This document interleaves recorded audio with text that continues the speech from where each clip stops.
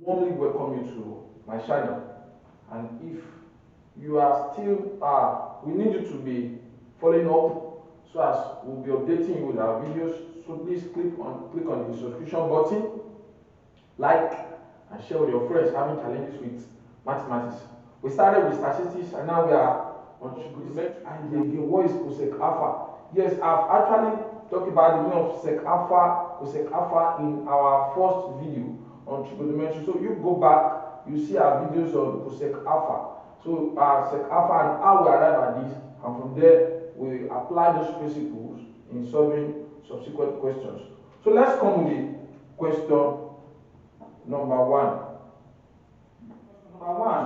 If you can recall cos alpha, cos x is equal to 5/13. So don't let this x scare you. X can represent alpha, it can represent theta, it can represent any symbol. So this is just representing the angle. So now if cos x equal to 5/13, now I want to use the formula method using the formula method. Yes, using the formula method, you will recall that sine square theta plus cos square theta is equal to 1. So if sine square theta plus cos square theta is equal to 1, so what is if this cos square theta goes to this other side, it becomes sine square theta is equal to 1 minus cos square theta. You agree? Our second formula. Now I want to use this formula now to solve for this question. Now the question A says find sine x. So let's replace this theta with x. Now we can say sine x. So what is sine x? So let's represent this value with sine x. So we can as well say sine square theta can also be represented as sine square x is equal to 1 minus cos square x. Yes, do you agree? So now what is sine x if that is sine x now? Sine x can now be solved in this pattern.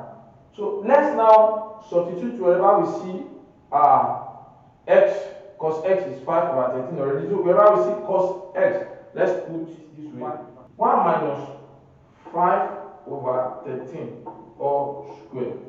Yes, 1 minus 5/13. So cos x now is 5/13. So now it's having square. We'll put the 5/13 square. So at the end of the day, we're going to have 1 minus 5 squared to give us 25. Then 13 squared to give us 169. Yes. 169. Let's confirm 13 squared. Yes, 3 times 7 is 9. So at the end of 169. So now, remember our target is sine x. Therefore, we can say sine square x is equal to 1 minus 25/169. So what's the LCM? Sine square x is equal to LCM is 169. So 169 is 1. So we have 169 minus 25. So if you subtract sine square x equals 169 minus 25 to give us 144. 144, yes. 5 minus 9 to give us 4, 2 minus 6, so 144/169.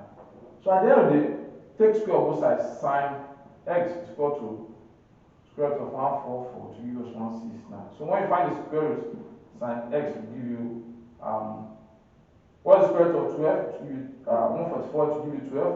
And what is the square root of 169 to give you 13? So sine x is equal to 12/13. Now the next one is tan x. Tan x says, that is, what is tan x now? So let's start. Is equal to sine theta over cos theta. So now, but we are not using theta now, we are using x. So we can say sine x is equal to sine x over cos x. So already our cos x has been given to us, our sin x has also been given to us as well. Our sin x is something we've calculated for. So we can now see tan x is equal to, what is sin x? 12 over 13 over 13 all over cos x is what? 5 over 13. 5 over 13. So we can see 12 over 13 the times at this point now, because it becomes the inverse once we are introducing the times. So 13 over 5. So at this point the 13 we cancel 13, we are having and then we are having 12 over 5. That's our answer. So that's that for question number 1. Tan alpha, now they didn't use theta now, tan alpha 21 over 20. They said calculate A, 1 plus sine square alpha. Yeah, there are various ways to do this thing. So I want to use the triangle method first of all. If I should use the triangle method first of all, I think that will give us a faster way. So the triangle method, remember, tan is what?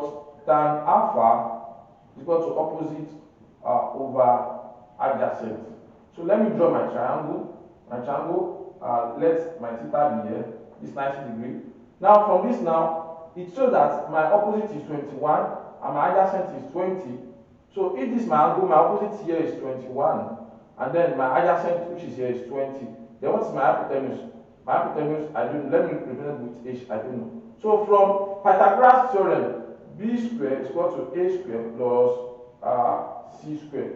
So let this be my b now, the hypotenuse. So I'm looking for the hypotenuse, and it's going to be b squared is equal to 21 squared plus 20 squared. So b squared is equal to 21 squared, it will give us let's calculate it. 21 squared it will give us 441 plus 20 squared to give us 400. So let's add it, plus 400 to give us 841. So b squared is equal to 841. So now that I have, so what's the square root? Square root of 841. So it gives me 39. B is equal to 841 square root. It gives me 29. So this long side now, the longest side now is 29. So now from here now, I think I can be able to find other variables. So we need to find what is sine alpha now. Sine alpha, which is so opposite over hypotenuse, is equal to, what is the opposite now? Opposite is 21. 21. Now we've gotten the hypotenuse as b is over 29. So if opposite is 21 over 29, we've gotten our opposite now. So what is our opposite square now? So sine square alpha now is going to be 21 over 29 or square. So 21 square now to give us 441. Yes, 29 square to give us 841.